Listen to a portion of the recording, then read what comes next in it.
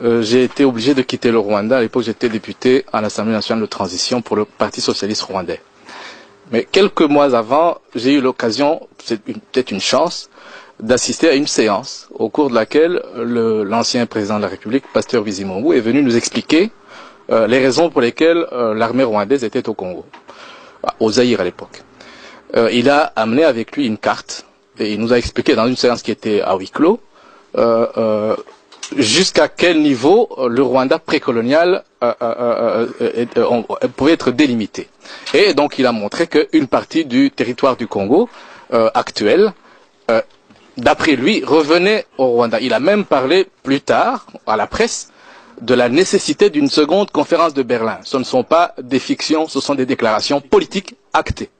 Deuxième chose, en 1998, j'ai eu l'occasion de discuter avec des diplomates ici à Bruxelles et des académiciens, des universitaires belges.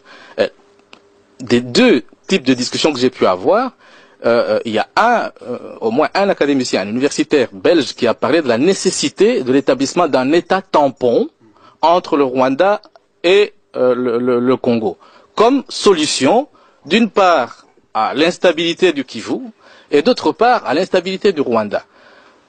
L'État tampon devra servir à absorber le trop-plein de population rwandaise qui ne peuvent pas trouver de la place au Rwanda. C'est un projet qui existait depuis avant la colonisation.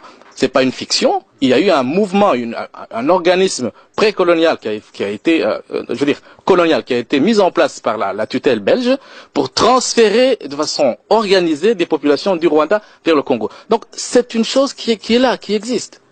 Récemment, et c'est le dernier mot que je vais dire, un diplomate belge a parlé, je ne vais pas dire son nom, je suis désolé, je ne peux pas révéler quel est son nom, a parlé de façon univoque, donc sans équivoque, de la nécessité pour l'opposition rwandaise d'envisager le fait de prendre part à un projet de création d'un État tampon.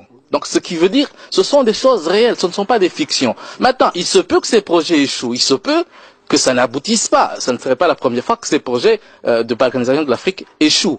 Et honnêtement, les FDU sont totalement défavorables à ce type de projet. Et ici, je les dénonce avec force.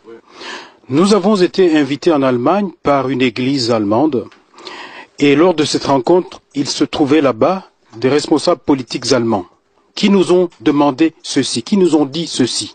J'ai écrit ceci, ce que je vous dis, je l'ai même déjà écrit dans un livre, c'est vous dire que j'assume parfaitement ça. Ils nous ont dit que si nous, société civile du Sud Kivu, étions prêts à aller jouer auprès de notre population ce rôle-ci, d'expliquer que si nous acceptons que le Kivu soit rattaché au Rwanda, l'Allemagne et l'Europe sont prêts à faire un plan Marshall pour le Kivu. Ce n'est pas de la fiction, monsieur. C'est vrai que peut-être que de nouveau, comme on l'a dit tout à l'heure au niveau géopolitique, les Rwandais ne sont pas forcément à la base de ça. Mais ceux qui tirent les ficelles, ils veulent ça. Quand on parle de Nkunda, aujourd'hui, Nkunda dit qu'il a 350 000 réfugiés qu'il doit réinstaller. Où? Là où il a déjà évacué plus d'1 million de personnes, 1 million de déplacés qu'il y a au Kivu aujourd'hui. Vous le savez très bien. Les conditions de la kosovisation avancent petit à petit. Et ça échappe à la population, aux Tutsis, aux Bashi, aux Hutus, aux Banande, etc. J'en termine avec la question de la gouvernance. Si vous voulez qu'on parle de la gouvernance, cher monsieur du CNDP, on peut être d'accord peut-être sur le fait qu'à Kinshasa, la bonne gouvernance n'y est pas. Mais est-ce que ça vous donne le droit de prendre les armes? Est-ce que ça vous a donné le droit de ne pas participer au processus électoral? Non, parce que vous avez un plan qui est bien déterminé.